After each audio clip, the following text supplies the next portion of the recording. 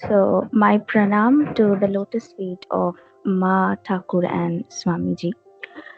So, today I will talk about the beautiful relationship between Thakur and Swamiji. Although words really fall short to describe the relationship, the divine relationship between Swamiji and Thakur, I will try my level best and to put it into my own words. When we say Swami Vivekananda, there is always a mention of his guru, Sri Ramakrishna Paramhamsa. No matter how much potential you have within yourself, without a true guru, you won't be able to unlock your potential. Thakur, being an incarnation, understood the purpose of Swamiji's life at once, and it took him no time to realize the spiritual potential of this man the first day they met. Swamiji and Ramkrishna were two different poles altogether. They were very different from each other at the beginning. It was intellect versus rationality, educated versus uneducated, logic versus heart, and no God versus God. Naren at first few meets went on to ask tough, ridiculous questions before accepting Ramakrishna as his guru. Swamiji tried all means to test Thakur whether he was actually a true realized soul or just faking it. Ramakrishna, although knew all, smiled and accepted all. He gradually passed all the tests thrown him thrown to him by Swamiji, and that eventually let the little boy Naren become our great Swamiji, whom the whole world salutes today. When Thakur was suffering from the deadly disease, he used to vomit out everything he ate at the end phase. He was extremely ill. Moreover, those days, maximum people thought that the disease to be contagious and to infect all the other who were around him.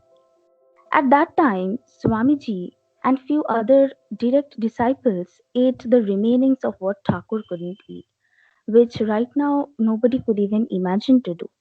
They stayed close to Thakur and devoted days for service. This proved to other devotees that the disease was contagious and the rumors had been gradually stopped. But the fact that they did such selfless service towards Thakur describes the divine relationship between them. The sacrifice of Swamiji and Thakur can never be perceived by other people. Only we can always be grateful for their sacrifice and devote ourselves for their work. The relationship between Thakur and Swamiji was based on unconditional spiritual love, which is not possible for us to explain. Not just them. Every direct disciple of Thakur has a mystical aura, and the relationship between Thakur and his devotees is still unexplainable till date.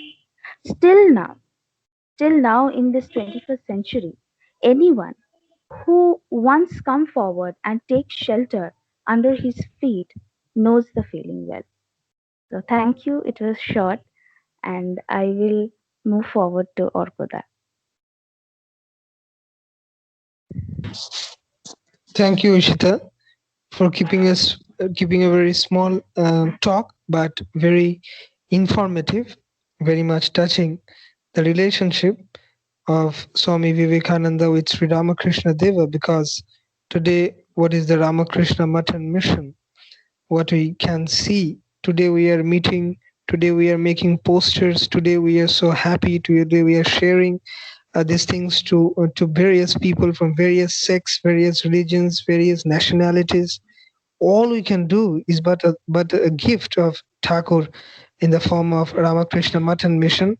Not only Swami Vivekananda, of course, Swami Vivekananda was among the chief disciples, among the 16 disciples of Thakur, along with the householder disciples, but also the disciples of Sri Ramakrishna. They have worked tirelessly day and night. Their devotion, none of them were simple person. They were yogis. They were born yogis. They were Jivan Mukta, often referred as and often told by Sri Ramakrishna as well. They belong to the inner circle, as always Thakur said. And whenever God he comes on this planet, he comes with uh, various saints around him. So those saints only take birth with the God, and they will again have to come, as Thakur says. If again he will come, and again they has also to come with the avatara in various form. We call it Christ disciples. You call it Buddha's disciple. So you call it Krishna's disciples. We know Raja Maharaj. Swami Brahmananda, the first president of the Ramakrishna order, was no simple person. He was a soulmate of Bhagavan Sri Krishna. Sharadananda was nobody other than Saint Peter of Jesus Christ. So we all know that these disciples all were great disciples, and even among the householder disciples, Balaram Bose, Master Moasa, they were told they were seen in the group of Chaitanya. Sri Lord Chaitanya, Sri Ramakrishna himself referring যে তোমাদের আমি চৈতন্য দেবের দলে দেখেছিলাম.